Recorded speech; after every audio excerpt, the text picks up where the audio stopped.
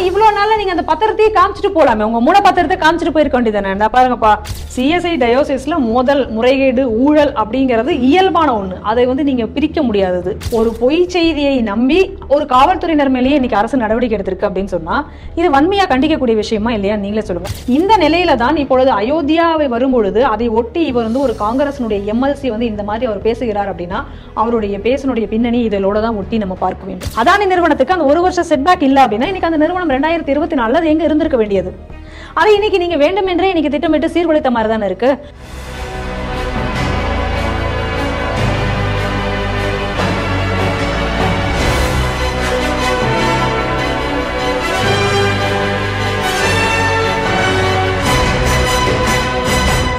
Sri TV நேயர்களுக்கு வணக்கம்.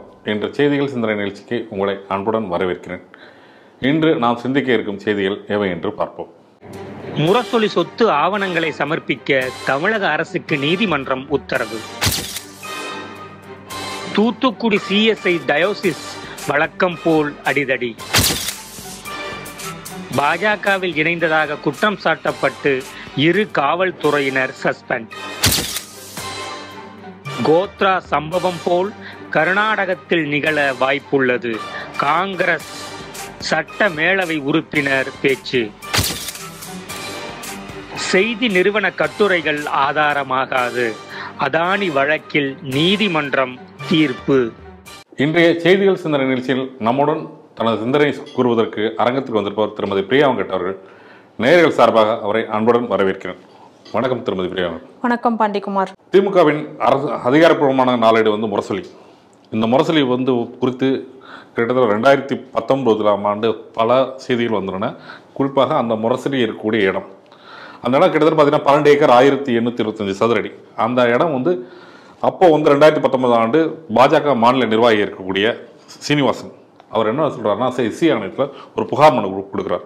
அந்த புகார் மனுவில் என்ன சொல்லியிருக்காருன்னா, அந்த முரசொலி அலுவலகம் இருக்கிற இடம் எஸ்சிகளுக்கு சொந்தமான பஞ்சமி நிலம், அந்த இடத்த அவங்க ஆக்கிரமிப்பு செய்திருக்காங்க அப்படின்னு சொல்லிட்டு ஒரு புகார் கொடுத்தார். எஸ்சி ஆணையம் இது தொடர்பான நோட்டீஸ் திமுகவிற்கு அனுப்புகிறது. இந்த நோட்டீஸுக்கு எதிராக என்ன பண்ணுறாரு, திமுகவின் அமைப்புச் செயலர் RS பாரதி, அதாவது முரசொலியின் அரங்காவலராக இருக்கார், அவர் உயர்நீதிமன்றத்தில் மனு தாக்கல் செய்கிறார். இந்த நோட்டீஸுக்கு எதிராக என்ன தாக்கல் பண்ணுறாருன்னா, இதை விசாரிப்பதற்கு எஸ்சி ஆணையத்திற்கு அதிகாரம் இல்லை அப்படின்னு சொல்லிட்டு இது இருக்கார். இது தொடர்பான விசாரணை இப்போ சமீபத்தில் வந்தபோது இந்த முரசொலி சார்பாக இப்போ திமுக எம்பியாக இருக்கக்கூடிய வில்சன், அவர் தான் மூத்த வழக்கறிஞர், அவர் வாதாடுறார். அவர் வாதத்தில் சில விஷயங்கள் சொல்கிறார். என்ன சொல்கிறாருன்னா, வழக்குன்றது ஒரு அரசியல் காழ்ப்புணர்ச்சியால் உருவாக்கப்பட்ட ஒரு வழக்காக தான் இருக்குது, இப்போ பார்க்க வேண்டியது இருக்குது. அதே நேரத்தில் இந்த புகார் கொடுத்தவர் ஒரு பட்டியலினத்தை சாராதவர், அவரை இந்த புகார் கொடுத்துருக்கார் அப்படின்னு சொல்லியிருக்காரு.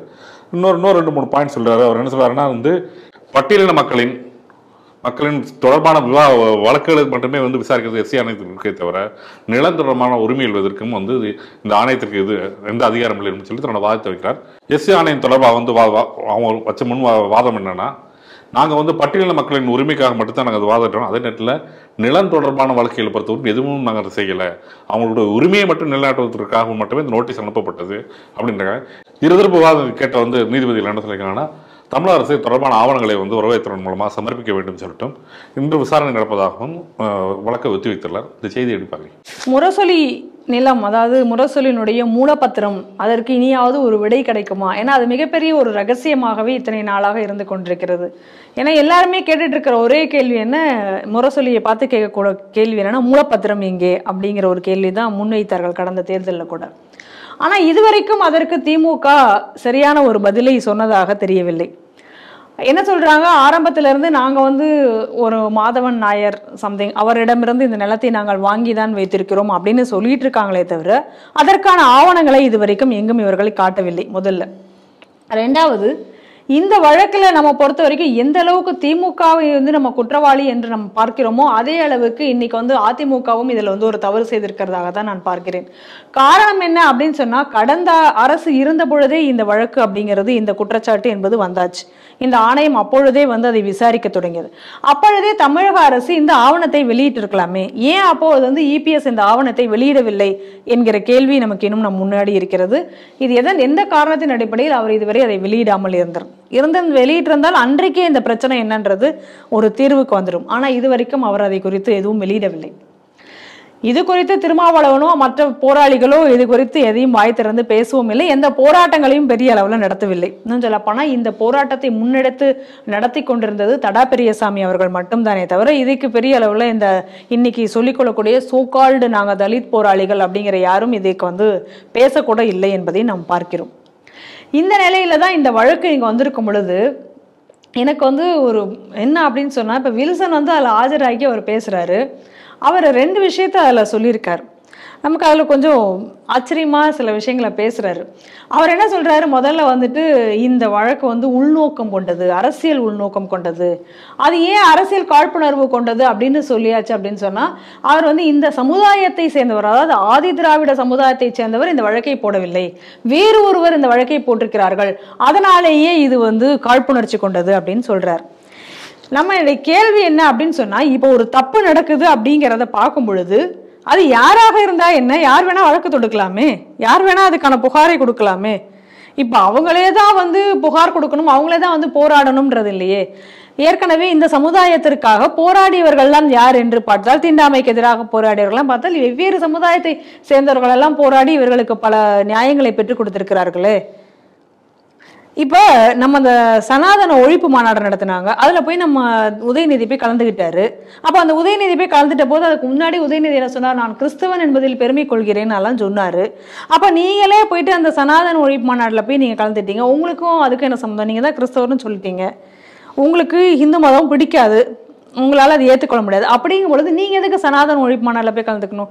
நியாயமா யாருக்கு பிரச்சனை இருக்கோ அவங்க தானே போய் அதை ஒழிப்பு மாநாடு நடத்திருக்கணும். உண்மையிலேயே பிரச்சனை இருக்குன்னு ஒண்ணு இருந்திருந்தா நீங்க எதுக்கு போனீங்க? சரி, கோர்ட்ல கேஸ் போட்டீங்க, இதுக்கு கோர்ட்டு கேஸ் இருந்தது. அப்ப இதுக்கு பதில் மனுக்கு போடும்போது வில்சன் தான் ஆஜராகிறாரு, இதே வில்சன் தான் பேசுறாரு. அப்ப வில்சன் ஒரு கிறிஸ்தவர், இவர் எதுக்கு போய் அங்க போய் பேசணும்? தேவையில்லையே, அந்த சமுதாயத்தை சேர்ந்த ஒரு ஆள் தான் பேசணும், நான் பேச முடியாது அப்படின்னு சொல்லி இந்த பேச்சு அன்னைக்கு இதை ஒரு பேப்பாரு. இது திராவிடத்தின் சமூக நீதியா, இது அப்ப சமூக நீதியான்னு இதை நம்ம பார்க்கலாம். புரியல நமக்கு. ஏன்னா இவர் வைக்கக்கூடிய அந்த வாதம் சரின்னா அப்ப இந்த லாஜிக்கும் கரெக்டா தானே இருக்கணும். சரி, இப்ப அவர் என்ன சொல்றாரு, அடுத்ததாக அவர் சொல்றது என்ன அப்படின்னா, ஆதாரங்கள் இல்லாமல் இந்த வழக்குங்கிறது புனையப்பட்டிருக்கிறது அப்படின்னு சொல்லி இவர் சொல்றாரு. அப்ப ஆதாரங்கள் இல்லாமல் புனையப்பட்டிருக்கு, எங்க கிட்ட இதுக்கு எல்லாத்துக்கும் தேவையான ஆதாரம் இருக்கு, நாங்க நிலத்தை வாங்கிதான் வச்சிருக்கோம், இது எங்களுடைய உரிமை அப்படின்னு எல்லாம் அவர் பேசுறாரு, எங்களுக்கு உள்ள நிலம் அப்படின்னு அவர் பேசியிருக்கார். அப்ப அது உண்மை அப்படின்னு சொன்னா இவ்வளவு நாள நீங்க அந்த பத்திரத்தையே காமிச்சிட்டு போலாமே, உங்க மூல பத்திரத்தை காமிச்சிட்டு போயிருக்க வேண்டியதானே. பாருங்கப்பா, மாதவன் நாயர் தான் வச்சிருந்தாரு, நாங்க அவர்கிட்ட வாங்கணும், அதுக்கான டாக்குமெண்ட்ஸ் எங்கள்கிட்ட இருக்கு, அன்னைக்கே நீ தூக்கி போட்டு போயிருக்கலாமே. ஒரு எலெக்ஷன் டயத்துல ஒரு எலெக்ஷனுடைய ஒரு அஜெண்டாவா எதிர்கட்சிகள் எல்லாம் இதை வச்சு பேசுறாங்க. ஏன்னா நல்ல ஞாபகம் இருக்கு நமக்கு, அந்த எலெக்ஷன் டயத்துல தான் இந்த இஷ்யூ வந்தது. அப்ப இதை வச்சு ஒரு பெரிய அஜெண்டாவா மூலப்பத்திரம் எங்கே அப்படிங்கிறது ஒரு டேக் போட்டு அன்னைக்கு இதை ட்ரெண்ட் பண்ணக்கூடிய லெவல்ல அன்னைக்கு இருக்கு. அப்படிங்கும் பொழுது ஒரு கட்சி அவங்க கிட்ட எல்லா ஆதாரமும் இருக்கு அப்படின்னு சொன்னா அந்த ஆதாரத்தை வெளியிடுவாங்களா, இல்ல இது மாதிரி ஏதாவது கதை பேசிட்டு இருப்பாங்களா? நீங்களே யோசிச்சு சொல்லுங்களேன். இப்போ உங்ககிட்ட எல்லா ஆதாரமும் இருக்குங்க, அப்ப நீங்க என்ன பண்ணுவீங்க, பாருடா என்னோட ஆதாரம் இது இருக்கு, நீ பொய் சொல்லிருக்க அப்படின்னு சொல்லி அவனை அங்கேயே ஆஃப் பண்ணுவாங்க. அதானே இயல்பா எல்லாரும் செய்யக்கூடியது. அப்ப ஏன் இவ்வளவு நாள் நீங்க இந்த ஆதாரத்தை நீங்க சப்மிட் பண்ணலாம்? அது மட்டும் இல்லாம இப்ப கூட கோர்ட்ல அந்த ஆதாரத்தை சப்மிட் பண்ண மாட்டாங்களாம். சப்மிட் பண்ணாம நீங்க தமிழக அரசு கிட்ட இதை பத்தி ஆவணங்களை கேளுங்க, அதுக்கப்புறம் நான் என்னுடைய வாதத்தை தொடர்கிறேன் அப்படிதான் வில்சன் சொல்லியிருக்கார். இப்பயும் ஆதாரத்தை அவங்க கோர்ட்ல சப்மிட் பண்ணல, தமிழக அரசு வருவாய்த்துறை மூலமா அவங்க அந்த ஆவணத்தை சப்மிட் பண்ணட்டும், அதுக்கப்புறம் என்னுடைய வாதத்தை தொடர்றேன் அப்படின்னு சொல்லும் பொழுதுதான் நமக்கு சந்தேகமே வருகிறது. இவங்க ஆளுங்கட்சி. இப்ப நீங்க நல்லா யோசிச்சு பாருங்க, நீங்க எதிர்கட்சியா இருக்கீங்க, தேர்தலை ஃபேஸ் பண்ண போறீங்க, அப்பவே உங்களுடைய ஆவணம் என்ன அப்படிங்கறத நீங்க வெளியிடவே இல்லை இது வரைக்கும். அப்பவே அரசியல் நீங்க சொல்லல. ஆனா இப்ப நீங்க தான் உங்களுடைய ஆளும் கட்சி, உங்க ஆளும் கட்சியினுடைய அதிகாரப்பூர்வமான ஒரு பத்திரிகை, இப்ப நீங்க இந்த டாக்குமெண்ட் வெளியிடுவீங்கன்னு சொன்னா அதை நம்ப முடியுதா? இல்லை நிச்சயமா அப்போ நம்ப முடியல. இப்போ இவ்வளோ நாள் நீங்கள் டாக்குமெண்ட்டும் சப்மிட் பண்ணலை அப்படிங்கும் பொழுது இதில் ஏதோ மிகப்பெரிய சதி இருக்கிறது, எதையோ ஒன்றை திமுக மறைக்கிறது, இதில் நியாயம் இல்லை என்பது இங்கேயே நல்லா தெளிவாக தெரிஞ்சிருச்சு. இதை வந்து நம்ம ஒரு பெரிய ஒரு இதெல்லாம் நம்ம பண்ண வேண்டிய அவசியமே கிடையாது. ரொம்ப மிக தெளிவாக இங்கே தெரியுது. ஆனால் அதனால இந்த வழக்கு வந்து இன்னும் எத்தனை நாள் இது வந்து நடக்க போகுது அப்படின்னு நமக்கு தெரியல. இவங்க என்ன நிச்சயமாக தமிழக அரசு இதை வந்து இந்த ஆவணத்தை வெளியிடும் அப்படிங்கக்கூடிய நம்பிக்கையும் நமக்கு இங்கே இல்லை. ஆனால் இன்னைக்கு இதில் என்ன அப்படின்னு சொல்லி நம்ம பார்த்தோம் அப்படின்னு சொன்னால், இதுக்கு வந்து ஒரு டேர்னிங் பாயிண்டாக இந்த வழக்கு இன்னைக்கு வந்திருக்கு. ஆனால் இன்னைக்கு நம்மளுடைய கேள்வி இந்த இடத்துல அப்படி என்ன அப்படின்னு சொல்லி நம்ம கேட்டோம் அப்படின்னா, உதயநிதி இப்போ வந்து கேட்டார், உங்கள் அப்பா வீட்டு காசியா நாங்கள் கேட்குறோம், நான் மக்களோட வரி பணத்தை கேட்குறோம் அப்படின்னு சொன்னார். இப்போ நம்மளுடைய கேள்வி என்ன அப்படின்னு சொன்னால், இந்த திமுகனுடைய அதிகாரப்பூர்வ பத்திரிகை அப்படிங்கிறது இதே போல் நீங்கள் சொன்னது போல் உங்கள் அப்பா வீட்டு சொத்துல இல்லை, இது வந்து ஆதி திராவிடர்களுடைய நலனுக்காக ஒதுக்கப்பட்ட நிலத்துல இருக்கு, அதனால உங்க அப்பா வீட்டு சொத்தெல்லாம் நாங்க கேட்கல, உண்மையா அந்த மக்களுக்கு போய் சேர வேண்டிய சொத்தை தான் கேட்குறோம், அப்பாவி ஆதி திராவிடர் மக்களுக்கு போய் சேர வேண்டிய சொத்தை அதை திருப்பி கொடுங்க அப்படின்னு தான் கேட்குறோம் அப்படின்னு தான் இன்னைக்கு தமிழக மக்கள் கேள்வி கேட்க தொடங்கியிருக்காங்க. அப்ப இந்த கேள்விக்கு இப்போ உதயநிதி பதில் சொல்லுவாரா, இல்லை இந்த கேள்வியை ஏற்றுக்கிட்டு இப்போ இந்த இடத்தையெல்லாம் அவர் விட்டு தர போகிறார்களா அப்படிங்கிறத நம்ம பார்க்கணும். ஆனால் என்ன சொன்னாலும் இந்த வழக்கு அப்படிங்கிறது இப்பொழுது வந்து ஒரு டேர்னிங் பாயிண்டாக இன்னைக்கு வந்திருக்கிறது. இதில் வந்து தமிழக அரசு வந்து இதை சப்மிட் பண்ணுமா அப்படிங்கிறது நமக்கு நம்பிக்கை இல்லை, இதை கொண்டு வந்து தருமா என்பது. அதே போல் இதற்காக இன்னைக்கு வந்து உடனடியாக இதை கையில் எடுத்துக்கொண்டு இன்னைக்கு திருமாவளவன் இதைக்காக எதிர்த்து போராடுவார் அப்படின்னா, இவர் தோழமை சுட்டுதல் அதெல்லாம் அப்படி நிறுத்திப்பார். ஏன்னா ஏற்கனவே நாமளே இல்லை அப்படின்னாலும் இன்னொரு கட்சி வந்து பேனருக்கு வாடகை கூட போகிறாங்க. ஆனால் ஆல்ரெடி ஒரு பேனருக்கு வாடகைக்கு விட்டுருக்காரு. அதனால் இதை பற்றிலாம் அவர் பேச போகிறதில்ல. ஏற்கனவே வந்து இவர் ஏடிஎம்கேல இருந்தபோது இதே போல் சிறுதாவூர் பங்களா வந்து பஞ்சமின் எல்லாம்னு சொன்னபோது கூட இவர் அப்பயும் இவர் வந்து அதுக்காகலாம் போராடலை. அப்பயும் அது இல்லை அப்படின்னு அவங்க சொன்னதை கேட்டு இது பண்ணாரே தவிர எதுவுமே அங்கேயும் பேசலை, இப்பயும் பேசலை அவர். அதனால் அவருடைய நிலைப்பாடு ஒன்று தான், ஏதாவது ஒரு இடத்துல அவருடைய கட்சியை பேனருக்கு வாடகைக்கு விடக்கூடியவர். அதனால அவர் அதில் வந்து பேச போறது கிடையாது. அதனால இந்த வழக்கு பொறுத்த வரைக்கும் இனி வந்து நீதிமன்றம் வந்து இதில் வந்து மிக குறிப்பாக இருந்து இந்த வழக்கை வந்து உடனடியாக இதை வந்து செலுத்தி கொண்டு போனாலே தவிர இந்த வழக்கு நடப்பதற்கு பெரிய அளவில் வாய்ப்பு இல்லை அப்படின்னு தான் தோணுது. அல்லது ஏற்கனவே இப்போ தடா பெரியசாமி அவர்கள் போன்றவர்கள் இதை வந்து மீண்டும் ஒரு போராட்டமாக எடுத்து இந்த போராட்டத்தை கொண்டு சென்றாலே தவிர இந்த நிலம் மீட்பதற்கான வாய்ப்பு இருப்பதாக நமக்கு தெரியவில்லை. ஆனாலும் என்ன நடக்கிறது, வழக்கில் ஆளை என்ன சொல்ல போகிறார்கள், தமிழக அரசனுடைய நிலைப்பாடு என்னவாக இருக்க போகிறது என்பதையெல்லாம் பொறுத்திருந்து பார்ப்போம். தமிழகத்தில் பல்வேறு விதமான செய்திகள் நம்மளும் இந்த செய்திகள் தான் நிறைய சந்திச்சிருக்கோம். அடிதடி கிறிஸ்தவ சபையில் ஒரு அடிதடின்னு பார்த்தீங்கன்னா அது சிஎஸ்ஐ. அதுவும் குறிப்பாக பார்த்தீங்கன்னா இந்த தென்னிந்திய திருச்சபையை பொறுத்த வரைக்கும் ஏகப்பட்ட அடிதடிகள் ஏறக்குறைய வந்து ஒரு ரவுடிசம் கூட சொல்லலாம். ஏகப்பட்ட முறைகேடுகள் இருப்பதாக பல செய்திகள் வந்திருக்கு. இன்னும் வந்து தமிழக அரசுக்கு அது தெரியல. ஆனால் செய்தித்தாளர் தினமும் வருது. ஆனால் தமிழக அரசுக்கு மட்டும் அது பார்வையில் படலைன்னு கூட சொல்லலாம். அப்படி ஒரு செய்தி தான் இந்த மாதிரி ஒரு செய்தி. சிஎஸ்ஐ தென்னிந்திய திருச்சபை அலுவலகம் வந்து தூத்துக்குடியில் இருக்குது. இதோட அலுவலகம் எதில் இருக்குன்னா நாசரேத் திருமண்டலம் அலுவலகம், ஒரு பள்ளிக்கூடத்துடன் சேர்ந்து இருக்கக்கூடிய ஒரு இது. இந்த அலுவலகத்தில் வந்து பொருளாளர் வேலை பார்த்தவர், அந்த திருச்சபையில் பொருளாளர் வேலை பார்த்தவர் வந்து மோகன். இவர் வந்து மாடரேட்டர் வந்து என்ன பண்ணுறாருன்னா, இவர் வந்து பதவி நீக்கம் பண்ணுறாரு. நீக்கம் பண்ணது தொடர்பாக வந்து இவர் வந்து நீதிமன்றத்தை நாடுறார். நீதிமன்றத்தை நாடும் போது இவர் நீக்கம் பண்ணது தவறு அப்படின்னு சொல்லிட்டு மீண்டும் பணி வழங்க வேண்டும் சொல்லிட்டு ஆணை பெற்று போய்ட்றாரு. ஆணை பெற்றுக்கொண்டு திரும்பி அந்த அலுவலகத்துக்கு வர்றார். அலுவலகத்துக்கு வரும்போது பார்த்தீங்கன்னா அவரோட இடத்துல, அவரோட முன்னாடி அந்த பொருளாளர் இடத்துல வந்து டேவிட் ராஜன் சொல்லி ஒரு ஆள் நியமிச்சிருக்காங்க. இது தொடர்பாக என்ன இருதரப்புக்கும் இடையிலே மோதல் வருது. இந்த குழுக்கும் அந்த குழுக்கும் மோதல் ஏற்பட்டு அந்த மோதல் மூலமாக என்ன ஆயிருந்தா பெரிய பரபரப்பு ஏற்படுத்தி ஒரு பெரிய கைகலப்பு இந்த மாதிரி சூழல் உருவாகும் போது வழக்கம் போல காவல் நிலையம் வந்து சமாதானப்படுத்துறதுக்கு முயற்சி செய்திருக்கார்கள். இப்படி ஒரு செய்தி வந்திருக்கு. இந்த செய்தி எப்படி பாக்குறீங்க? அதாவது சிஎஸ்ஐ டயோசிஸ்ல மோதல் இல்லை அப்படின்னா தான் செய்தியாகவே எடுக்கணும். சிஎஸ்ஐ டயோசிஸ்ல மோதல், முறைகேடு, ஊழல் அப்படிங்கிறது இயல்பான ஒன்று. அதை வந்து நீங்கள் பிரிக்க முடியாதது, எதையும் பிரிக்க முடியாததுங்கிற கேள்வி கேட்கும் மாதிரி சிஎஸ்எஸ் டயோசிஸ் ஊழல், மோசடிகள், அடிதடிகள் அப்படிங்கிறதையும் பிரிக்க முடியாது. அப்படி தான் இருக்குது. அது நீங்கள் சொன்ன மாதிரி வந்து வெறும் இப்போ தென்னிந்திய சபைகள் டயோசிஸ் மட்டும் கிடையாது, எல்லாத்தையுமே அப்படி தான் இருக்குது. இன்றைக்கி கோவை டயோசிஸாக இருந்தாலும் சரி, தூத்துக்குடி டயோசிஸாக இருந்தாலும் சரி, திருநெல்வேலி டயோசிஸாக இருந்தாலும் சரி, இதே நிலையில் இருப்பதாக தான் பார்க்குறேன். ஏற்கனவே கோவை டயோசிஸில் கூட பல ஊழல் புகார்கள், பல மோசடிகள் இதெல்லாம் நடந்தது. எல்லாத்தையும் நம்ம தொடர்ந்து பார்த்து கொண்டு தான் இருக்கிறோம். இன்னும் சொல்ல போனால் அவர்களுடைய தேர்தலில் கூட இதே போல பிரச்சனைகள்லாம் வந்தது. அது வன்முறைகள் வெடித்தது, அதையும் நம்ம பார்க்குறோம். அதுக்கப்புறம் அந்த தேர்தலையே கூட நிறுத்தி வைக்கப்பட்டது, அதையும் மீறி தேர்தல் நடந்தது. இந்த எல்லா சம்பவத்தையும் நாம் வந்து இங்கே பிரச்சனைகளை எல்லாம் பார்த்து கொண்டே தான் இருக்கிறோம்.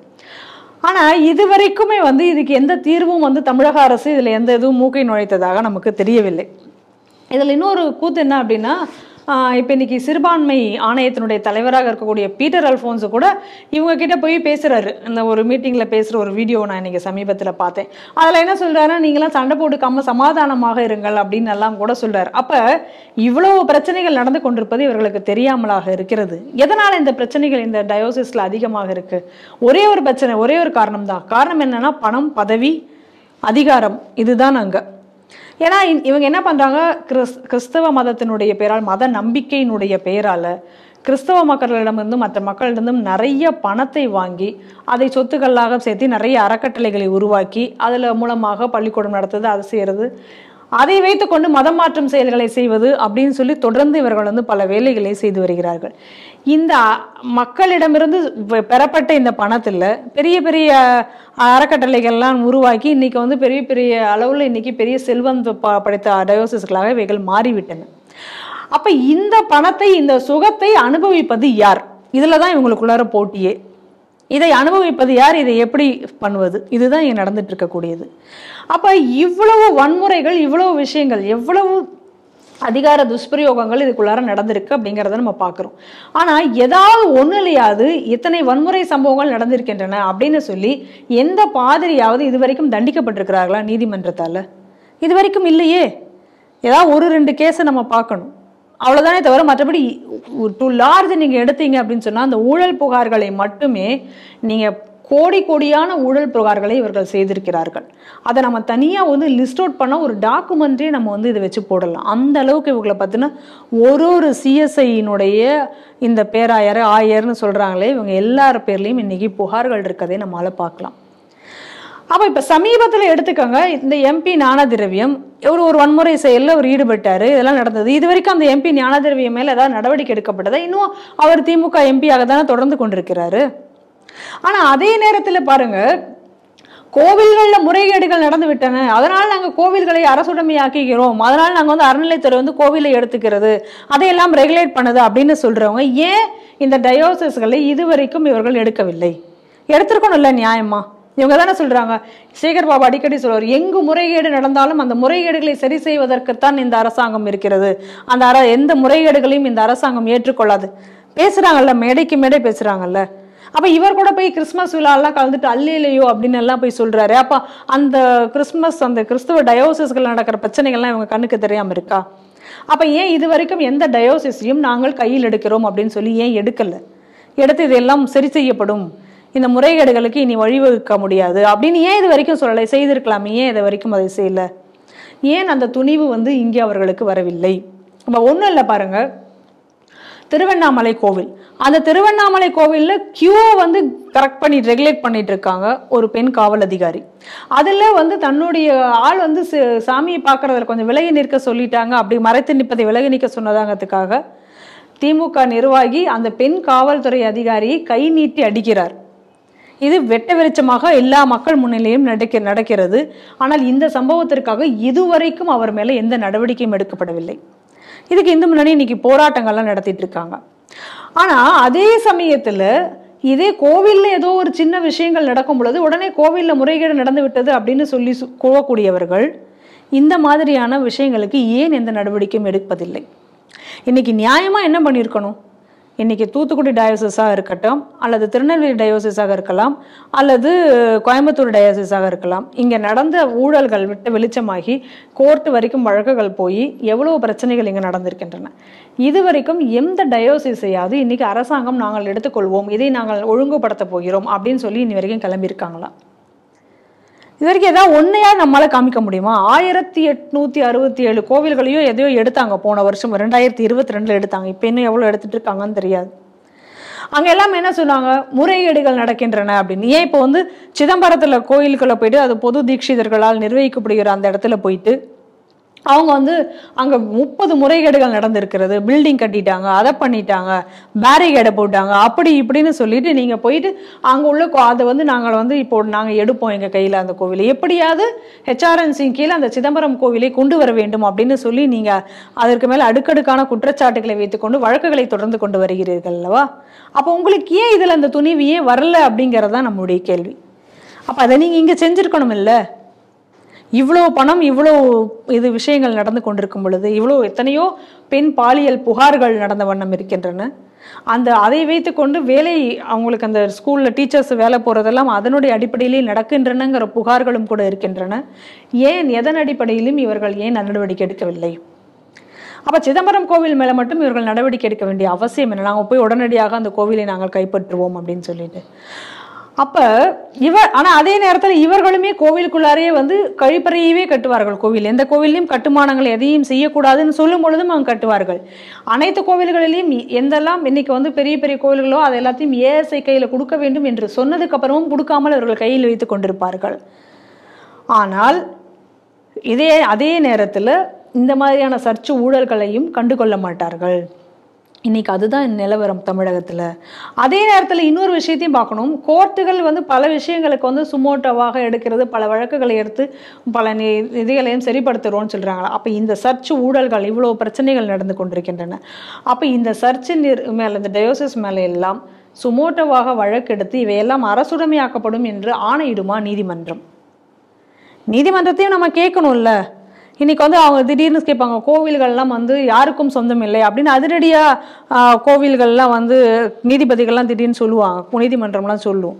ஏன்னா விநாயகருக்கு வந்து ஊர்வலம் தேவையா இப்படிலாம் கேட்பாங்க. விநாயகர் கேட்டாரா அப்படின்னு எல்லாம் கேட்பாங்க. நம்ம இப்போ இயேசுநாதர் இந்த மாதிரி டயோசிஸ் வச்சு நடத்துன்னு கேட்டாரா? கேட்கலாம் இல்லை. நம்மளும் எதுக்கு இவ்வளோ சொத்து சேர்க்கணும்னு சொன்னாரா இயேசுநாதர்? உங்களுடைய கொள்கை படி ஏழைகளுக்கு உதவுங்கள் மட்டும் தானே சொல்லியிருக்காரு. இப்படி சொத்து சேர்த்து வச்சு சண்டை போட சொன்னாரா இயேசுநாதர்? கேட்கலாம்ல. கேட்டு இது எல்லாத்தையும் அரசுடைமையாக்குங்கப்பா உடனடியாக, இந்த மாதிரி பிரச்சனை வருதுன்னு சொல்லலாம். ஏன் எந்த நீதிமன்றங்களுக்கும் இதை சொல்வதற்கான துணி வரவில்லை? ஏன் இந்த அரசாங்கத்திற்கும் இதை எடுக்க வேண்டும் என்ற துணி வரவில்லை? ஆனால் நம்ம திரும்ப திரும்ப செய்திகள் சிந்தனைகளில் இந்த டயோசிஸ் பற்றின பிரச்சனைகள் வரும்பொழுது சொல்லக்கூடிய விஷயம் என்னவென்றால், இதை உடனடியாக மாநில அரசு இதில் தலையிட்டு இந்த அனைத்து டயோசிஸ்களையும் அரசுடைமையாக்கப்பட்டு இந்த ஊழல்களை அனைத்தையும் களைய வேண்டும். இந்த வன்முறைகள் தடுக்கப்பட்டாக வேண்டும். இதற்கு மாநில அரசு செயல்படாவிட்டால் இதில் மத்திய அரசு தலையிட முடியுமேனால் இதற்காக ஏதாவது ஒரு வாரியம், கமிட்டி ஏதாவது ஒன்றை அமைத்து உடனடியாக இவைகள் சரி செய்யப்பட வேண்டும்.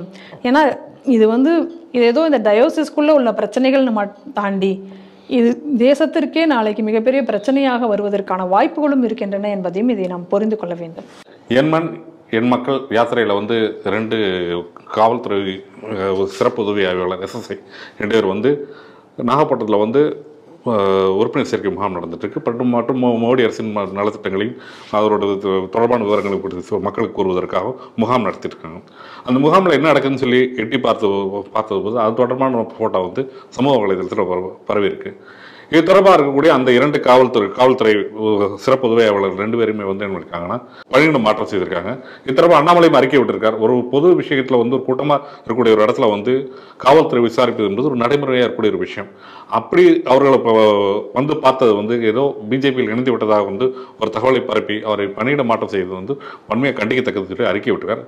இந்த செய்தி நீங்கள் எப்படி பார்க்குறீங்க? இன்னைக்கு எப்படி இருக்கு பாருங்களேன். ஒரு பாஜகவினுடைய ஒரு கூட்டம், அந்த கூட்டத்தில் வந்து இப்போ ஒரு கூட்டம் நடக்குது திருமுனையில் ஒரு இடத்துல அப்படின்னு சொன்னால் போலீஸ்காரங்களுடைய வேலை என்ன? அது எந்த கட்சி கூட்டமாக இருந்தாலும் சரி, என்ன நடக்குது, என்ன செய்கிறார்கள் அப்படிங்கிறத பார்க்குறது அவர்களுடைய டியூட்டியில் ஒன் ஆஃப் த ஒரு இது. ஏன்னா ஒரு இடத்துல இப்போ கூட்டமாக இருக்குது, இவ்வளோ மக்கள் அங்கே நிற்கிறாங்க, என்ன விஷயங்கள் என்ன நடந்து கொண்டிருக்கு, இது எல்லாமே நோட்ஸ் எடுத்து எல்லாருமே சொல்லக்கூடியது ஒரு விஷயம்தான். அந்த நோக்கத்தோடு அவர்கள் வந்து என்ன நடக்குது அப்படின்னு சொல்லி போய் பார்க்க போனவர்களை ஏதோ வந்து பிஜேபியில் போய் அவர்கள் வந்து இணைந்து விட்டார்கள்ங்கிற மாதிரியான ஒரு பொய் செய்தியை பரப்பி அவர்கள் மேலே வந்து நீங்கள் வந்து நடவடிக்கை இன்னைக்கு தமிழக அரசு எடுத்திருக்கு. இப்போ இவங்க தான் என்ன சொன்னாங்க, இந்த மாதிரியான பொய் செய்தி பரப்புவர்களை எல்லாத்தையும் நாங்கள் வந்து கண்டிப்போம், அவர்கள் மேல் நடவடிக்கை எடுப்போம் நாங்கள். அப்போ ஒரு பொய் செய்தியை நம்பி ஒரு காவல்துறையினர் மேலேயே இன்னைக்கு அரசு நடவடிக்கை எடுத்திருக்கு அப்படின்னு சொன்னால் இது வன்மையாக கண்டிக்கக்கூடிய விஷயமா இல்லையா? நீங்களே சொல்லுங்கள். ஏன்னா இன்னைக்கு அண்ணாமலை அதை தான் அவர் வந்து கேட்டிருக்கார். இது வந்து முதல் தடவையாக இது சம்பவம் நடக்கலை. ஏற்கனவே இதே போல தான் ஊட்டியில் வந்து ஒரு சம்பவம் நடந்திருக்கு. அவர் ஏதோ அண்ணாமலை அவர்களோட சேர்ந்து ஒரு ஃபோட்டோ எடுத்ததுக்காகவே உடனே வந்து அவரை வந்து இதே போல் சஸ்பெண்ட் பண்ணியிருக்காங்க. அவர் வந்து பணியிடை மாற்றம், அவரையும் பணியிடை மாற்றம் செய்கிறது. இது என்ன ஒரு வழக்கமாக இன்னைக்கு வச்சிருக்காங்க அப்படின்றது. இதை பார்க்கும் பொழுது எனக்கு என்ன தோணுது அப்படின்னு சொன்னால், ஏற்கனவே கேரளாவில் இதே போல் ஒரு கூத்து நடத்தினாங்க இந்த கம்யூனிஸ்ட் அரசாங்கம், இன்னைக்கு இந்த பினராயி விஜயன் தலைமையில். என்ன நடத்துறாங்க அப்படின்னு சொன்னா, பினராயி விஜயன் அவர்களுடைய கூட்டத்துக்கு வந்து யாரும் செருப்பு போட்டு கொண்டு வரக்கூடாது அப்படின்னாங்க. ஏன்னா செருப்பு எடுத்து அடிச்சிருவாங்களோன்னு ஒரு பயமா. எதுக்கான பயம் வருதுன்னு கேட்குறேன். நீங்க வந்து ஒழுங்கா ஆட்சி நடத்துறவர்களா இருந்தால் மக்களுடைய விருப்ப பிரகாரம் இருக்கலாம், தான் யாரும் உங்களை எடுத்து அடிக்க போறாங்க. அப்ப என்ன பயத்தின் காரணமாக தானே இப்போ அவர் சொல்லியிருக்காரு. அதே போல ரோட்ல சும்மா கருப்பு சட்டையை போட்டுட்டு போனவங்க எல்லாம் அவ வந்து போலீஸ் பிடிச்சதுன்னு சொல்லி நம்ம அந்த செய்திகள் எல்லாம் அப்ப காமெடியாக பார்த்தோம். அதுலயும் கூட சில காமெடி, நான் கருப்பா இருக்கிறேன் அந்த பக்கம் போலாமா அப்படின்னு கேட்டது, இதெல்லாம் அதற்காகவே அவர்களை கைது செய்தது, இந்த கதையெல்லாம் நம்ம பார்த்தோம். அதே போல என்ன இவங்க அடிக்கடி வந்து இந்த கேரள மாடலை வந்து கொஞ்சம் பார்க்கறதுனால இந்த எஃபெக்ட்னு நான் நினைக்கிறேன். அந்த மாதிரி இப்போ இன்னைக்கு என்னடா அப்படின்னு சொன்னா, இன்னைக்கு இங்கே தமிழகத்துலையும் இந்த கதையை இப்போ நடத்தியிருக்காங்க. இப்போ நாளைக்கு பின்ன ஒரு ஸ்டேஷனுக்குள்ளார போயிட்டு ஏதாவது ஒரு பிஜேபிக்காரங்க வந்து ஏதோ ஒரு கம்ப்ளைண்ட் கொடுக்க போறாங்கன்னு வச்சுக்கலாமே, போயிட்டு உடனே ரைட்டர் வந்து பிஜேபி காரன்ட்டு பேசிட்டு இருந்தாரு, கட்சிக்காரன்ட்டு, அவன் கட்சி வேஷ்டி கட்டியிருந்தான், அவன்கிட்ட பேசிட்டு இருந்தாரு, அதனால உடனே அவனை மாத்திரலாம், அவன் ஏதோ பிஜேபியில சேர்ந்துட்டான்னு சொன்னாலும் சொல்லுவாங்களோ என்னமோ தெரியல. அந்த அளவுக்கு ஒரு மோசமான நிலை இன்னைக்கு தமிழகத்துல இருக்கு. இதுக்கெல்லாம் காரணம் என்ன அப்படின்னு சொன்னா, ஒரு பக்கம் நாங்கள் பாஜகவை காலூன்ற விட மாட்டோம், இது பெரியார் மண், நீங்க இது யாரும் வந்து சேர்ந்துட முடியாதுன்னு ஒரு பக்கம் வீரவசனம். இன்னொரு பக்கம் என்ன உண்மையிலேயே அப்படின்னு சொன்னா, அண்ணாமலையினுடைய இந்த நடைப்பயணம், என் மண் என் மக்கள் அப்படிங்கக்கூடிய இந்த நடைபயணத்துக்கு கூடக்கூடிய இந்த கூட்டத்தை எல்லாம் பார்த்து இவர்கள் பயந்து போயிருக்கிறார்கள் என்பதுதான் உண்மை. அந்த பயத்தினுடைய வெளிப்பாடு என்ன செய்யறது அப்படின்னு இப்ப தெரியல. இன்னொரு பக்கம் மோடி அவர்களுடைய வெற்றி, மோடி அவர்கள் தொடர்ந்து தமிழகத்திற்கு செய்து கொண்டிருக்கக்கூடிய திட்டங்கள். இப்ப பாருங்க, மோடி வந்து இப்ப இந்த திருச்சி விமான நிலையத்தை திறந்து வைப்பதற்கு வந்திருந்தார். அப்படி இங்க வந்த உடனே இவர் என்ன பண்ணாரு, தன்னுடைய நாங்கள் தான் தமிழுக்கானவர்கள் அப்படின்னு காமிச்சுக்கிறதுக்காக பல விஷயங்களை இவர் பேச தொடங்கினார். திராவிட முழக்கத்தை தந்தவர் பாரதிதாசன் அப்படிலாம் பலது பேச தொடங்கினார். அப்படி பேச தொடங்கினோடனே அங்க இருக்கிறவங்க எல்லாம் மோடி மோடி மோடின்னு கத்த ஆரம்பிச்சுட்டாங்க. கத்த ஆரம்பிச்சோன்னே இவரால் பேசவே முடியல. அதற்குமே மோடி தான் இவருக்கு உதவி தேவைப்பட்டார். மோடி வந்து கூட்டத்தை அமைதிப்படுத்தின பிறகுதான் இவரால் தொடர்ந்து பேச முடிஞ்சது. இதையெல்லாம் பார்த்து இந்த திமுக கூட்டங்களுக்கு மிகப்பெரிய அதிர்ச்சி. அது மட்டும் இல்ல, பிரதமர் மோடி அவர்கள் பேசும்பொழுது இவங்க தான் எப்ப பார்த்தாலும் எங்க போனாலும் தமிழ் மண்ணே தமிழ் சொந்தங்களே அப்படின்னு பேசக்கூடியவர்கள். இன்னைக்கு பிரதமர் மோடி அவர்களும் தமிழ் சொந்தங்களே மாணவ சொந்தங்களே அப்படின்னு எல்லாம் அவருமே பேசவும், அவர் தமிழில் ஆரம்பித்தது, அவர் தமிழ்ல இந்த தமிழ் சொந்தங்களே அப்படின்னு சொல்லி தமிழ்நாட்டிற்கு நாங்கள் எதையும் செய்ய தயாராக இருக்கிறோம் அப்படின்னு இந்த தமிழ் மக்களை மையப்படுத்தியே அவர்களும் பேசுவோமே, நீங்க மட்டும்தான் கிடையாதுடா நாங்களும் பேசுவோன்ற மாதிரி அவர் பேசவுமே கூட்டத்தினர் வந்து இவ்வளவு தூரம் மோடியோடைய பேச்சுக்கு அட்ராக்ட் ஆவார்கள் அப்படிங்கிறதும் தெரியாதனால இந்த திமுக விழிப்புதுங்கி போயிட்டதுன்னு சொன்னா உண்மையிலேயே அந்த இதை பார்த்துருந்தா தெரிஞ்சிருக்கும். அந்த அளவுக்கு இவங்க ஸ்டம்ப் ஆயிட்டாங்க. அப்ப அந்த பயம் வேற இப்ப அவங்க மனசுல வந்துருச்சு. இன்னொரு பக்கம் பாத்தீங்க அப்படின்னு சொன்னா, இப்ப இந்த மழை வெள்ளத்துல இவங்க அடிச்ச கூத்துக்கள், அது சென்னை மழை வெள்ளமாக இருக்கலாம், அல்லது இப்போ தென்பகுதியில் பிறந்த மழையாக இருக்கலாம், திருநெல்வேலி தூத்துக்குடி அங்கே பாதிக்கப்பட்டதாக இருக்கலாம். எதுலேயும் இவர்களால் வந்து சரியாக நிர்வகிக்க முடியவில்லை.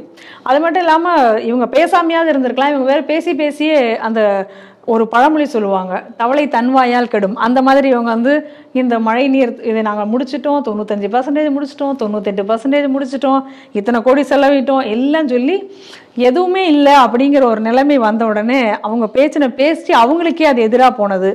இதெல்லாம் வச்சு இவங்க ஒரு கதி கலங்கி போயிருக்காங்க, என்ன பண்றது அப்படின்னு தெரியாத ஒரு நிலை.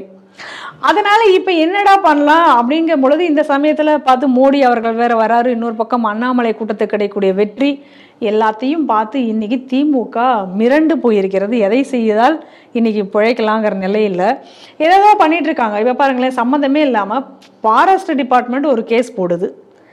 அந்த கேஸ்ல ஃபாரஸ்ட் டிபார்ட்மெண்ட் வந்து ஜாதி பெயரை குறிப்பிட்டு போட்டிருக்கு. அதையே காப்பி அடிச்சு இன்னைக்கு இடி போட்டதை ஏதோ இடி தான் வந்து உடனே என்ஃபோர்ஸ்மெண்ட் டைரக்டர் மேல அதை ஒரு திருப்பி விட்டு அவங்க வந்து ஜாதி பெயரை சொல்லிவிட்டார்கள்னு அது வச்சு ஒரு அரசியல் பண்ணி பார்க்கலான்னு போச்சு.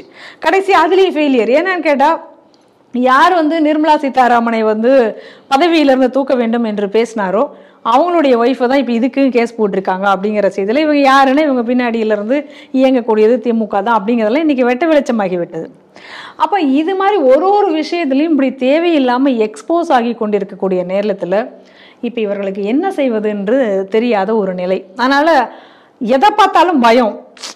அந்த மாதிரி எதையும் இதுனா அப்படி போச்சா, இதுனா நமக்கு எதிராக போகுமா, இதுனா இதுவாகுமா அப்படின்னு சொல்லிட்டு அந்த ஒன்று ஒரு பழமொழி சொல்லுவாங்களே, அரண்டவன் கண்ணுக்கு இருண்டதெல்லாம் பேய் அப்படிங்கிற மாதிரி இவங்க கண்ணுக்கு இப்போ எல்லாமே பயமான விஷயமாக போய்விட்டது. அதனுடைய ஒரு வெளிப்பாடு தான் இன்றைக்கி இந்த காவலர்கள் மேலே இவர்கள் எடுத்துக்கூடிய நடவடிக்கையாக பார்க்கலாம்.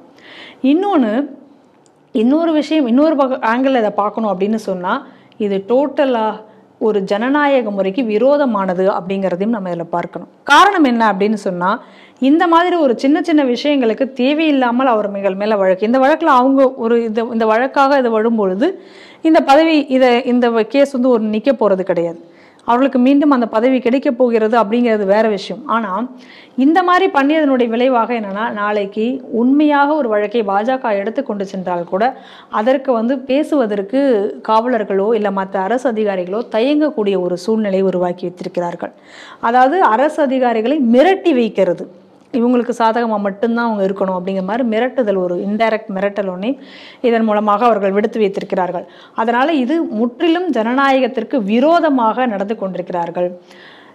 அதாவது இன்னைக்கு ஒரு பக்கம் வெற்றி, அதில் மமதையில் ஆடான்னு ஆடின்னு இருந்தாங்க, இன்னொரு பக்கம் ஒரு பயமும் வந்திருக்கு, அந்த ஆட்டத்திற்கு முடிவு வந்து விடுமோன்னு சொல்லிட்டு. அதனால் என்ன செய்கிறோம் என்றே தெரியாமல் இவர்கள் மேலும் மேலும் தவறுகளை செய்து கொண்டு வருகிறார்கள். ஒரு லெவலுக்கு மேலே ஆடிய எல்லாருடைய ஆட்டங்களும் ஒரு நாள் அடங்கும் என்பதுதான் நம்முடைய இந்திய வரலாறுகள் சொல்லக்கூடிய கதைகள். அதனால் வந்து திமுக வந்து இன்னைக்கு அதனுடைய சரிவை சந்திக்க தொடங்கி இருக்கிறது. அதுதான் இவைகள் எல்லாம் காட்டுகிறது என்பதுதான் இந்த செய்தியிலிருந்து நான் பார்க்கிறது. வரும் ஜனவரி 22 வந்து அயோத்தியில் வந்து திறப்பு விழா, அயோத்தி கோயில் திறப்பு விழா. இந்த திறப்பு விழா தொடர்பாக பல்வேறு கருத்துக்கள் விமர்சனங்கள் எல்லாம் வந்து கொண்டிருக்கிற நேரத்தில் வந்து தடாரடியாக வந்து ஒரு நாடே பெரும் சர்ச்சைக்கு உண்டான ஒரு கருத்தை வந்து கர்நாடகா காங்கிரஸ் எம்எல்சி ஹரிபிரசாத், காங்கிரஸ் தலைவர்களில் முக்கியமான ஒரு கர்நாடகத்தில் இருக்கார். அவர் வந்து திடீர்னு ஒரு கருத்து சொல்லியிருக்கார். அந்த கருத்து பெரும் சர்ச்சையை ஏற்படுத்திட்டு இருக்கிறது. அதுவும் ஒரு பரபரப்புக்கு உண்டான கருத்து. என்னன்னு பார்த்தீங்கன்னா, கர்நாடகாவில் இன்னொரு கோத்ரா சம்பவம் நடைபெறக்கான வாய்ப்புகள் உள்ளது அப்படின்னு சொல்லியிருக்காரு. அதை பற்றி முழு விவரங்களும் சொல்ல மாட்டேன், ஆனால் வாய்ப்புகள் இருக்குது அப்படின்னு சொல்லியிருக்காரு. அதே நேரத்தில் வந்து இந்த மண்ணில் வந்து கர்நாடகாவில் வந்து அந்த மாதிரி சம்பவம் நடைபெற மாதிரி இருக்கிறதுக்கு அரசாங்கம் விழிப்போடு இருக்கணும். அதே நேரத்தில் அயோத்தியாவுக்கு போகிறவங்களை வந்து எந்த தடையும் ஏற்படுத்தாமல் அவங்களை செல்வதற்கு வழிவகை ஏற்படுத்தணும் அப்படின்னு சொல்லிட்டு சில விஷயம் மோடியை பற்றி விமர்சனம் வைக்கிறார். அதாவது அயோத்தியாவை பொறுத்த வரைக்கும் வந்து ஒரு இந்து குருவால் மட்டுமே பூஜை செய்ய திறக்கப்பட்டால் நாம் வந்து போகலாம், எல்லாரும் போகலாம். ஆனால் இது இங்கே வந்து ஒரு அரசியல் தலைவர்கள் தான் திறந்து வைக்கிறாங்க. அதனால் வந்து அரசியல் விழாவாகத்தான் பார்க்கப்படுது. ஆனால் நீங்கள் நாளும் போகணும் கட்டாயம் கிடையாது அப்படின்னு சொல்லியிருக்காரு. அதே நேரத்தில் இந்த கோத்ரா மாதிரி சம்பவங்களை ஏற்படுத்துவதற்கு சில மாநிலங்களில் இருக்கக்கூடிய பாஜக தலைவர்கள் செயல்படுத்த முற்படுத்தலாம். அவங்களுக்கு இதெல்லாம் கைவந்த கலை. அதனால் வந்து இவங்க வந்து இந்த மாதிரி சம்பவங்கள் நடைபெறுவதற்கு வாய்ப்புகள் ஏற்படலாம். அரசாங்கம் விழிப்புணர்வு செயல்படும் சொல்லிட்டு இந்த கருத்து சொல்லியிருக்காரு.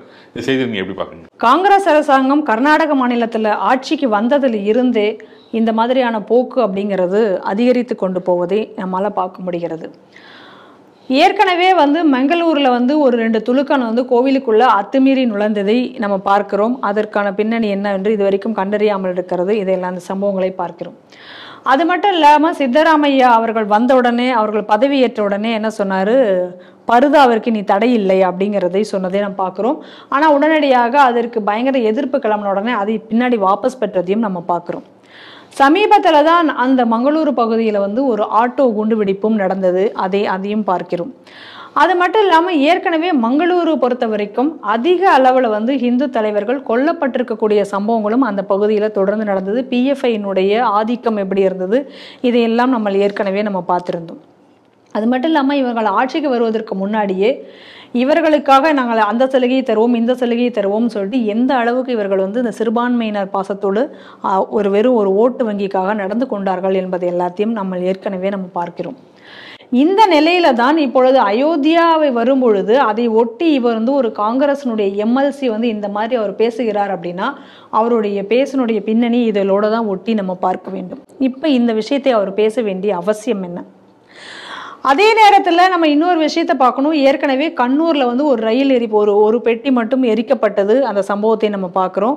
அந்த சம்பவம் நடந்து முடிஞ்ச பிறகு என்ன சொன்னாங்க அப்படின்னு சொன்னால், ஒரு வித்தியாசமான ஒரு லிக்விட் ஒன்று வந்து அந்த தண்டவாளத்திலேருந்து கண்டெடுக்கப்பட்டது. அது வந்து மலை மேலே வென்று தீ பற்றி எரிவதற்காக உள்ள மாதிரியான ஒரு லிக்விட் அப்படிங்கிறதை, ஒரு கெமிக்கல் அப்படிங்கிறத கண்டறிந்தார்கள்னு பார்க்குறோம். ஏற்கனவே இதே போல் வந்து ஒரிசால மதம் மாறிய ஒரு துலுக்கனாக மதம் மாறியவன் சந்தோஷ் ராமச்சந்திரன் அப்படிங்கிறவர். அவன் வந்து இதே போல் அங்கே வந்து ஒரு ஒடிசாவில் வந்து அந்த பூரியினுடைய ரத யாத்திரை திருவிழா நடக்கிற சமயத்தில் ரயிலை எரிக்க முற்பட்டு அது 2 பெட்டி மட்டும் எரிந்தது. இந்த சம்பவத்தையும் நம்ம பார்க்கிறோம். அப்போ இது எல்லாத்தையும் ஒட்டி பாருங்க, கோத்ரா ரயில் எரிப்பாக இருக்கட்டும், எல்லாமே இருக்கட்டும். அப்போ இந்த மாதிரியான ஒரு சூழ்நிலை ஏற்கனவே இந்த இடத்துல இருக்கும் பொழுது, இந்த ரயில் எரிப்பு சம்பவங்கள் ஏற்கனவே முன்னுதாரணமாக இருக்க நேரத்தில் இப்போ அயோத்தியாவை மையப்படுத்தி இந்த காங்கிரஸ் எம்எல்சி இப்படி பேச வேண்டிய அவசியம் என்ன? அப்போ உடனடியாக அவர் என்ன சொல்றாரு, அது எப்படி நடக்கும்னு தெரியாது, அதனுடைய சம்பவங்களை எல்லாம் நாம் முழுமையாக சொல்ல முடியாதுன்னா அப்போ இவருக்கு என்ன விஷயங்கள் தெரியும்? அப்போ உடனடியாக இவருக்கு விசாரிக்கப்பட வேண்டியவர் ஆகிறாரா இல்லையா? அது இதோட மட்டும் இல்லை. இப்போ நல்லா நம்ம பார்க்க வேண்டியது என்ன அப்படின்னு சொன்னால், இன்னைக்கு வந்து ஒரு அயோத்தியாவை ஒட்டி பல இடங்களில் வந்து ஏற்கனவே ISIS பயங்கரவாத அமைப்பு சொல்லியிருந்த அறிக்கை என்ன அப்படின்னா, பல கோவில்களை நாங்கள் இடிப்போம், பல இடங்களில் இந்த மாதிரியாக தீயிட்டு கொளுத்த வேண்டும், இந்த மாதிரியான விஷயங்களை அவர்கள் ISIS மேகஜானான கொரசானில் போட்டிருந்ததையும் நாம் பார்த்திருக்கிறோம் ஏற்கனவே. அது ஒரு புறம் இருக்கிறது. ஏற்கனவே இப்போ ஒவைசி என்ன சொல்லியிருக்கார், மசூதிகளை காப்பாற்ற வேண்டும், இனி இந்த மாதிரி மசூதிகளை எல்லாம் காப்பாற்றாமல் விடக்கூடாது, இவர்கள் வந்து அழிக்க முற்படுவார்கள், அதுக்கு இளைஞர்கள், இஸ்லாமிய இளைஞர்கள் தயாராக இருக்க வேண்டும் என்று அவரும் வன்முறையை தூண்டும் விதமாக ஒருபுறம் பேசிக் கொண்டிருக்கிறதையும் நம்ம பார்க்கிறோம். இந்த சம்பவங்களுக்கெல்லாம் அடிப்படையில் பின்னாடி இவைகள் எல்லாம் இருக்கும் பொழுது இவர் வந்து இன்னைக்கு இப்படி ஒரு பேச வேண்டிய அவசியம் என்ன? அதே நேரத்தில் சித்தராமையா வந்து தன்னை வந்து ஒரு சிறுபான்மையினவாதியாகவே தன்னை காண்பித்துக் கொள்ள வேண்டும் என்பதற்காக அயோத்தியா லேண்ட் அப்படிங்கிறது ஒரு டிஸ்பியூட்டடு, அந்த டிஸ்பியூட்டட் லேண்டுக்காக நான் வந்து அந்த கோவிலுக்காக நான் வந்து பணம் தர முடியாது, டொனேஷன் கொடுக்க முடியாது அப்படின்னு இப்போ அவர் சொல்லியிருக்கிறார். அது டிஸ்பியூட்டட் இல்லை அப்படிங்கிறது, இது ராமர் கோயிலுக்குத்தான் சொந்தம் அப்படின்னு சொல்லிட்டு ஒரு சுப்ரீம் கோர்ட் தீர்ப்பும் வந்து விட்டது. ஆனால் அந்த சுப்ரீம் கோர்ட் தீர்ப்பை கூட நான் ஏற்க மாட்டேன், அது டிஸ்பியூட்டட் லேண்டு தான் நான் சொல்லுவேன் அப்படின்னு சொல்லக்கூடிய அளவுக்கு இந்த இஸ்லாமிய பாசம் அவருடைய கண்ணை மறைக்கிறது. அப்போ இந்த அடிப்படைகளில் எல்லாத்தையும் பார்க்கும் பொழுது இன்னைக்கு கர்நாடக அரசு, கர்நாடக மாநிலம்ங்கிறது எந்த அளவு ஒரு ஆபத்தில் இருக்கிறது அப்படிங்கிறதையும் நம்ம இந்த இடத்துல பார்க்கணும். அதே நேரத்தில் நாடு முழுவதும் கூட எந்தெந்த மாநிலங்களில் எல்லாவற்றிலும் பாஜக ஆட்சியில் இல்லாத எந்தெந்த மாநிலங்கள் இருக்கிறதோ அந்தந்த மாநிலங்களில் இந்த மாதிரியான வன்முறை சம்பவங்கள் நடப்பதற்கான வாய்ப்புகள் என்ன இருக்கு என்பதை மத்திய அரசும் உற்று நோக்கி பார்க்க வேண்டிய ஒரு சூழ்நிலை இருக்கிறது. ஏன்னா இது போன்ற வந்து எச்சரிக்கை அப்படிங்கிறது வந்து தொடர்ந்து வந்து ஒரு அமைப்புகளும் இன்னைக்கு தந்து கொண்டிருக்கின்றன இந்த எச்சரிக்கையை.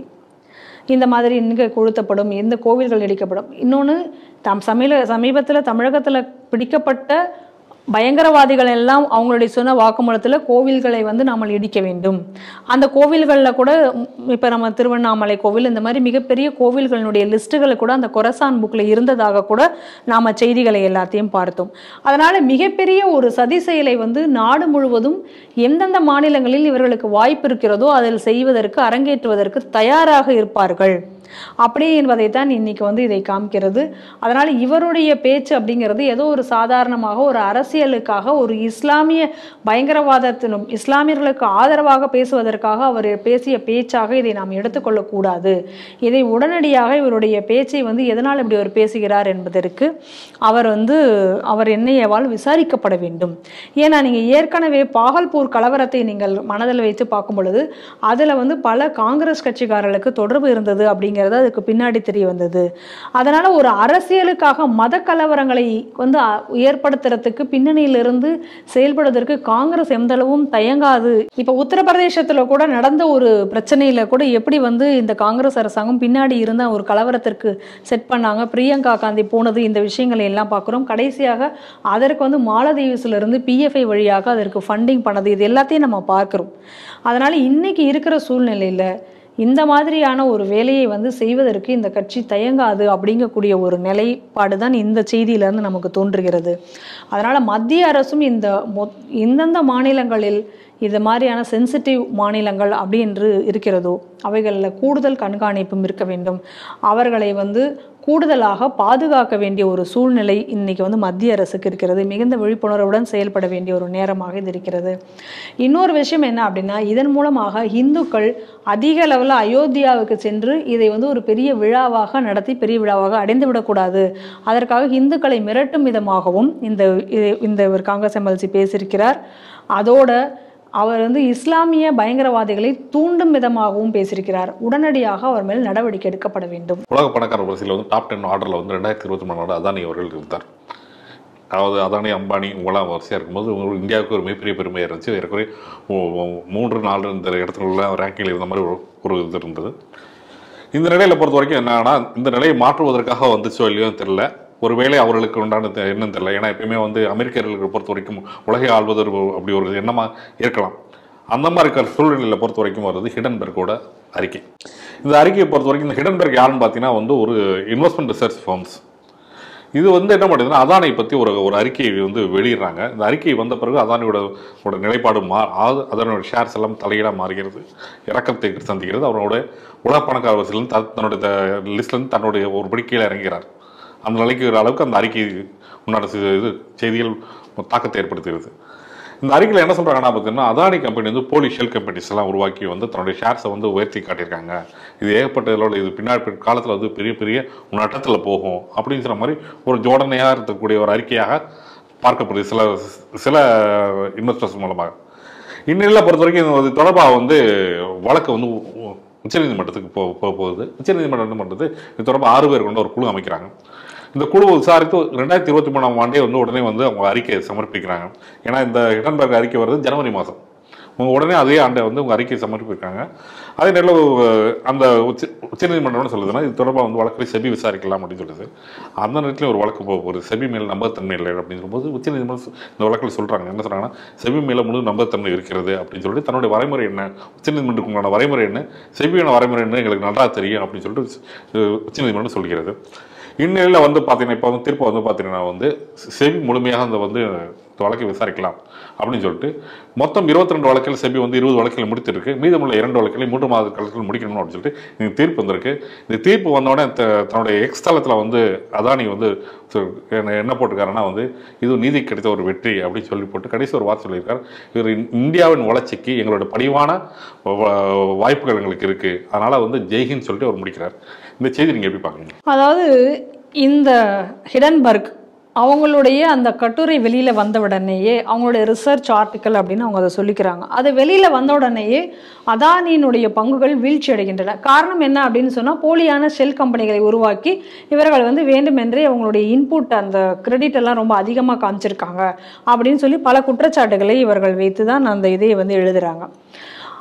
அதனால இந்திய பங்கு சந்தையும் பல வீழ்ச்சியை அங்கே வந்து அடைகிறது. இது ஒரு மிகப்பெரிய ஒரு செட்பேக் ஆகுது அந்த நேரத்தில்.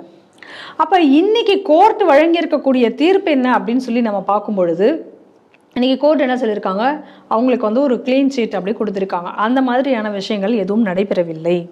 இன்னைக்கு செபி வந்து இது முழுமையாக இது வந்து வழக்கை வந்து விசாரிச்சுட்டாங்க. செபி வந்து ஏற்கனவே இதில் வந்து எந்த முறைகேடும் நடைபெறவில்லை அப்படின்னு அவங்க சொல்லியிருக்காங்க அப்படின்னு. அது மட்டும் இல்லாமல் இவங்க என்ன ஒரு கோரிக்கை வச்சாங்கன்னா, இதை வந்து ஒரு ஸ்பெஷல் இன்வெஸ்டிகேஷன் டீம், ஒரு எஸ்ஐடிக்கு வந்து இந்த வழக்கு கொண்டு போகப்பட வேண்டும், செபி மேலே எங்களுக்கு நம்பிக்கை இல்லை அப்படின்னும் சொல்லி வழக்கை தொடர்ந்தார்கள். ஆனால் என்ன ஆச்சு அப்படின்னு சொன்னால், இந்த மாதிரி எஸ்ஐடிக்கெல்லாம் இது போக வேண்டிய தேவையை ஒன்றும் கிடையாது, செபி மேலே முழுமையான நம்பிக்கை இருக்குது, அது வந்து ஒரு அரசு நிறுவனம் அப்படின்னும் சொல்லியிருக்காங்க. இன்னைக்கு இந்த வழக்கை தொடர்ந்தவர்கள் யாருன்னு பார்த்தீங்கன்னா, அனாமிகா ஜெய்ஸ்வால், அதுக்கப்புறம் ஒரு காங்கிரஸில் இருக்கக்கூடிய ஒருத்தர், இன்னும் ஒருத்தர், இந்த மாதிரி ஒரு 3 பேர் சேர்ந்தான் இந்த வழக்கை தொடர்கிறார்கள். இந்த வழக்கை இவர்களுக்காக வாதாடியது யார் என்று கேட்டால் பிரசாந்த் பூஷன். அப்போ பிரசாந்த் பூஷன் ஒரு வழக்கை எடுத்து வாதாடுகிறாருனாலே அந்த வழக்கு எப்படிங்கிறத நம்ம எல்லாரும் புரிஞ்சுக்கணும். ஆனால் அதுக்கு மேலே அங்கே ஒன்றுமே கிடையாது. அதுதான் இங்கேயும் நடந்திருக்கு. அப்போ ஒரு பொய்யான ஒரு வழக்கை வந்து ஒரு பொய்யாக ஒரு நிறுவனத்தை செட் பண்ணி ஒரு ரிப்போர்ட்டை கொடுத்து அந்த ரிப்போர்ட்டினுடைய அடிப்படையில் இவங்க எல்லாமே இன்னைக்கு நடந்திருக்கு. இப்போ என்னுடைய கேள்வி என்ன அப்படின்னு சொன்னால், ஒரு இந்திய நிறுவனம் இன்னைக்கு வந்து மிகப்பெரிய ஒரு வளர்ச்சியை வெளிநாடுகள்லையும் கூட இன்வெஸ்ட் பண்ணி இன்னைக்கு பெரிய அளவில் வளர்றதை இன்னைக்கு அதை தடுத்திருக்கிறது. யோசிச்சு பாருங்க, 1 வருஷம் செட்பேக். இன்னைக்கு இந்த அதானி நிறுவனத்துக்கு அந்த 1 வருஷம் செட்பேக் இல்லை அப்படின்னா இன்னைக்கு அந்த நிறுவனம் 2024 அது எங்க இருந்திருக்க வேண்டியது.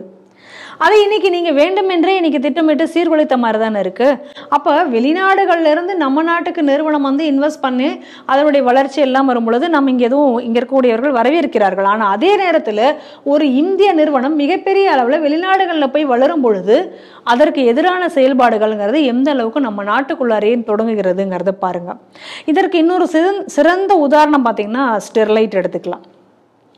ஸ்டெர்லைட் ஆலை மூடப்பட்ட உடனே என்ன ஆச்சு, காப்பர்னுடைய இது போச்சு. நமக்கு காப்பரை நம்ம எக்ஸ்போர்ட் பண்ணி கொண்டிருந்த நிலை போய் காப்பரை இன்னைக்கு நம்ம இம்போர்ட் பண்றோம். இப்ப காப்பரை வந்து யார் அதிக அளவுல இன்னைக்கு பண்றாங்க அப்படின்னு பார்த்தா சைனாவும் பாகிஸ்தானும் இப்ப அந்த இடத்த பிடிக்க வராங்க. அப்ப நம்ம நாட்டுக்கு கிடைக்கக்கூடிய விஷயம் அதே போலதான் ரஃபேல்ல ஒரு வழக்கு போட்டீங்க. அது ஒரு பத்திரிகை செய்தி வச்சுதான் போட்டீங்க. அப்ப அந்த ரஃபேல் நமக்கு வந்து சேர எவ்வளவு நாள் ஆச்சு இந்த வழக்குகள் முடிவடைந்து? அப்ப எப்படி வந்து இந்த நாடு முன்னேற விடக்கூடாது அப்படிங்கிறதுல இன்னைக்கு இந்த நாட்டில் இருக்கக்கூடிய எதிர்கட்சிகளும் இங்க இருக்கக்கூடிய சில புல்லுருவிகளும் இணைந்து எதிராக நாட்டுக்கு எதிராக செயல்படுகிறார்கள்னு பாருங்க. நாட்டுல எந்த ஒரு இடத்துல நீங்க இஸ்ரோ நம்பி நாராயணன் அவர்கள் மீது போட்ட வழக்குகளா கூட இருக்கலாம். அப்ப இஸ்ரோவினுடைய வளர்ச்சியை அவர் மேல போட்ட ஒரு பொய் வழக்கினால தடுத்து நிறுத்தினார்கள். இப்ப நம்மளுடைய கேள்வி என்னன்னா, இந்த அதானியை பத்தி தினம் தினம் இந்த ராகுல் காந்தி திட்டி கொண்டு பேசிட்டு இருக்காரு. அதானிக்காக மோடி அதை செய்து விட்டார் அதானி. ஆனா அதே நேரத்துல இவங்க ராஜஸ்தான்ல கெலாட் அரசாங்கம் இன்னைக்கு பல ஒப்பந்தங்களை அதானிகிட்ட தானே போட்டிருக்காங்க. இப்ப இன்னைக்கு புதுசா வந்த தெலுங்கானா காங்கிரஸும் அதானிகிட்ட தானே போய் ஒப்பந்தம் போட்டிருக்கீங்க. சொல்வது போல் மிகப்பெரிய எதிர்பார்த்து கம்யூனிஸ்ட் அரசு கூட கேரளாவில் அதானிகிட்ட தான் நீங்க போய் போட்டு இது பண்ணி ஒப்பந்தம் போட்டு வச்சிருக்கீங்க. அப்ப நம்ம என்ன கேட்கிறோம், இந்த நிறுவனமே மோசமான கம்பெனி, நீ உங்க காங்கிரஸ் அரசாங்கம் ஏன் அங்க போகிறீங்க? வேற ஒரு கம்பெனியில நீங்க பார்த்து செட் பண்ணியிருக்கணும். அப்ப இவை எல்லாமே வந்து ஒரு இந்த நாட்டை வளர விடக்கூடாது அப்படிங்கிற நோக்கில செய்யக்கூடிய ஒரு விஷயம். இந்த வழக்கில் எனக்கு ரொம்ப பிடிச்ச ஒரு அம்சம் என்ன அப்படின்னு சொன்னா, இன்னைக்கு கோர்ட் பயங்கரமா அவங்க தலையிலேயே குட்டி வச்சிருக்குன்னு தான் சொல்லணும். காங்கிரஸ் என்ன சொல்லியிருக்காங்க அப்படின்னா, நியூஸ் பேப்பர்ல வர நியூஸ் எல்லாம் பார்த்துட்டு எடுத்துட்டு வந்து கேஸை போடாத, அதெல்லாம் ஒரு ஆதாரமா எடுத்துக்க முடியாது. வேணா நியூஸ் பேப்பர்ல வந்து நியூஸை வச்சுக்கலாம், அதை எல்லாமே மொத்தத்துக்கு ஆதாரமா எடுத்துட்டு ஒரு வழக்கெல்லாம் நடத்த முடியாது. உண்மை என்னன்னு விசாரிச்சுட்டு நீ வா, இப்படிலாம் ஒரு வழக்க போடாது அப்படின்னு சொல்லியிருக்காங்க. நியூஸ் பேப்பர் ஆதாரங்கள் எல்லாம் இன்னைக்கு எடுத்துக்கொண்டு பெருசா எடுத்துக்க முடியாது. அப்ப நம்மளுடைய கேள்வி என்னன்னா, அப்ப இந்த நியூஸ் பேப்பர் அறிக்கைகள் எதை ஆதாரமா வச்சு இந்த நியூஸ் பேப்பர் எழுதுறாங்க? அப்ப அந்த நியூஸ் பேப்பர் எதையுமே இல்லாம ஒரு பொய்யா ஒரு சித்தரித்து எழுதியதை அதை வைத்துக் கொண்டு இன்னைக்கு வழக்கும் போடுகிறார்கள். அப்படின்னா இந்த நியூஸ் பேப்பர்களுக்கும் இந்த வழக்கு போடுகளுக்கும் இடையில என்ன தொடர்பு இருக்கு? இதெல்லாம் நம்ம கேட்க வேண்டிய கேள்விகளாக இருக்கு இல்லையா? ஆனா இந்த வழக்கிலிருந்து இருந்து சில விஷயங்களை வந்து நீதிமன்றமும் சில விஷயங்களை எடுத்துக்கொள்ள வேண்டும். நம்மளுடைய இதுல ஏதாவது ஒரு தப்பு வந்துருச்சு அப்படின்னு சொன்னா உடனே மத்திய அரசை குறை சொல்வது, உடனே நாங்க சுமோட்டோவா எடுக்கிறோங்கிறது, உடனே நீங்கள் எந்த ரஃபேலுக்கெல்லாம் என்ன சொல்றாங்க, பாதுகாப்பு சம்பந்தமான ஆவணங்கள் அதை எப்படி நாங்க ஓபன் பண்ண முடியும் போது, இல்ல நீங்க அதை வந்து க்ளோஸ்டு ஃபைல போட்டு எங்ககிட்ட நீங்க அந்த டாக்குமெண்ட்டை கொடுத்துதான் ஆகணும். இதை நீதிமன்றங்கள் சொன்னது. இப்ப நம்மளுடைய கேள்வி என்ன, இன்னைக்கு வந்து இந்த இந்திய பங்கு சந்தைகள் இந்த கட்டுரை வெளியே வந்த உடனே கடந்த வருடம் இவ்வளவு தூரம் வீழ்ச்சி அடைந்தன, பல கம்பெனிகள் இதனால லாஸ் ஆச்சு, பல மக்களுக்கு ஒரு நஷ்டம் ஏற்பட்டது. அப்ப இன்னைக்கு ஹிடன்பர்க் இந்த பொறுப்பை இருக்குமா? இன்னைக்கு அதானிக்கு ஏற்பட்ட இழப்பை வந்து இவர்கள் எல்லாம் இப்ப வழக்கு போட்டவர்கள் ஈடு செய்வார்களா? கேள்வி வருது இல்ல. இப்ப நமக்கு வளர்ச்சியே பாதிக்கப்பட்டிருக்கு, இந்தியாவினுடைய வளர்ச்சியும் சேர்ந்து இதுல பாதிக்கப்படுகிறது. ஒரு கம்பெனியினுடைய வளர்ச்சிங்கிறது மட்டும் கிடையாது, இந்தியாவினுடைய மொத்த வளர்ச்சியும் இதுல பாதிக்கப்படுகிறது. அப்ப அதுக்கெல்லாம் இவர்கள் பொறுப்பேற்பார்களா அப்படிங்கக்கூடிய கேள்வி நமக்கு இந்த இடத்துல வருது. அப்ப நீதிமன்றமும் இதுல பொறுப்புணர்வோடு இருக்க வேண்டிய ஒரு அவசியம் இதுல வருது இல்ல.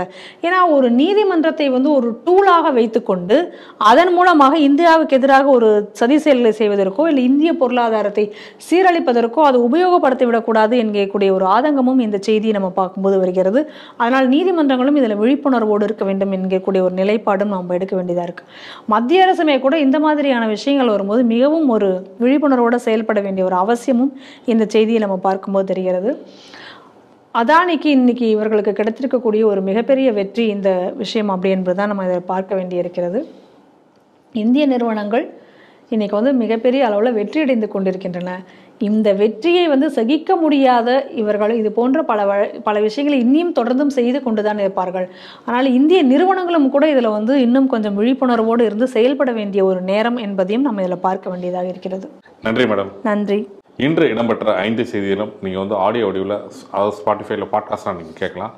இது கூட லிங்க் வந்து யூடியூப்ல டிஸ்கிரிப்ஷனில் இருக்கும், அதை கிளிக் பண்ணி நீங்கள் வந்து பாட்காஸ்ட் வடிவத்தில் நீங்கள் கேட்கலாம். இத்தருடன் செய்திகள் சிந்தனை நிகழ்ச்சி நிறைவடைகிறது. மீண்டும் அடுத்த ஒரு நிகழ்ச்சியில் சந்திப்போம். நன்றி, வணக்கம், ஜெய்ஹிந்த். ஜெய்ஹிந்த்.